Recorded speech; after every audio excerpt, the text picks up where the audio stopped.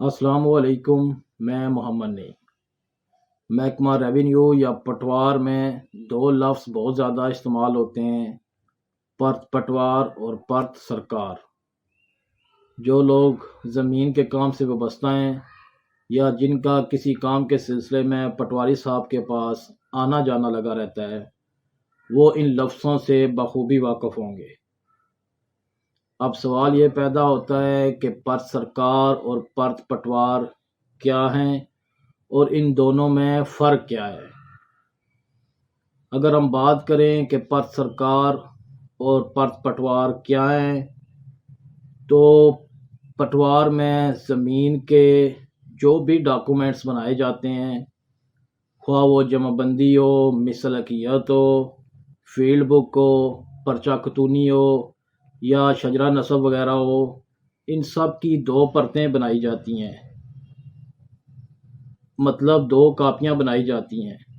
ایک پٹواری صاحب کے پاس رہتی ہے اور دوسری جو ہے وہ افسران بالا جب اپروو کرتے ہیں دونوں پرتوں کو، تو ایک پٹواری صاحب کے پاس رہتی ہے اور دوسری جو ہے وہ تحصیل آفس میں جمع ہو جاتی ہے، ریکارڈ روم میں جمع ہو جاتی ہے۔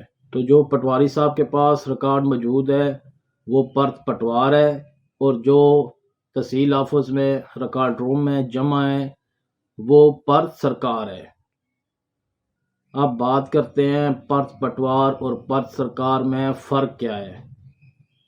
سوائے انتقال میں تو جو مائنر سے فرق کے علاوہ بقایا جتنے بھی ڈاکومنٹس ہیں، چاہے وہ جمبندی ہے، مثلثیت ہے، پرچہ خطونی وغیرہ ہے، ان میں کوئی بھی فرق نہیں ہے۔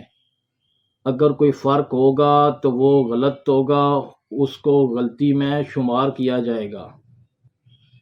جیسے ایک جمبندی اگر نئی تیار ہو رہی ہو تو سب سے پہلے اس کی ایک پرت بنائی جائے گی، پھر اسی پرت سے دیکھ کر اسی پرت کی سیم جو کاپی ہے، اسی پرت کے اوپر جو اندراج ہے وہ سیم اندراج دوسرے پرت کے اوپر کیا جائے گا۔ تو اس لیے ان ڈاکومنٹس میں پرت پٹوار اور پرت سرکار میں کوئی فرق نہیں ہوتا۔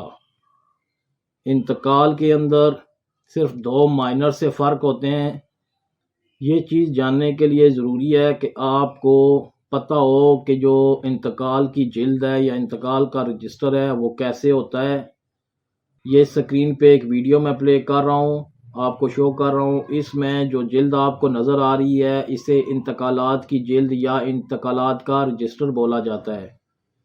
یہ جو اوپر والا حصہ ہے یہ پرت پٹوار ہے، اور یہ جو نیچے والا حصہ ہے یہ پرت سرکار ہے۔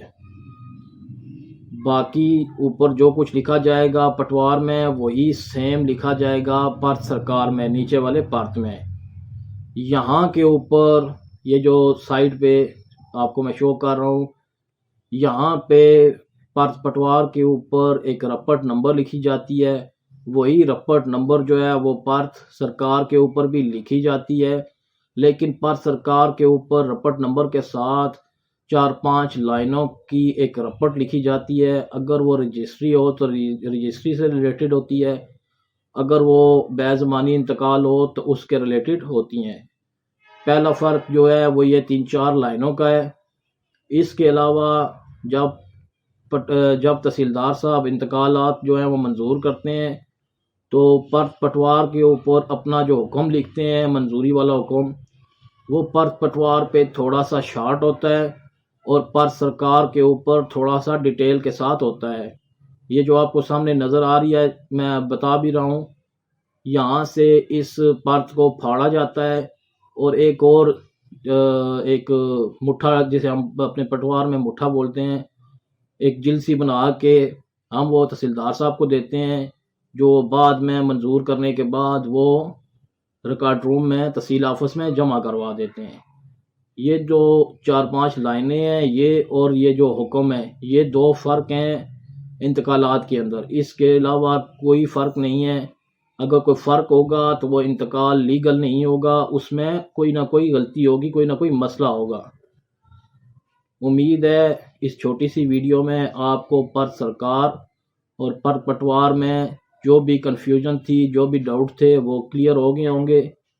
تھینکس فار واچنگ، اللہ حافظ۔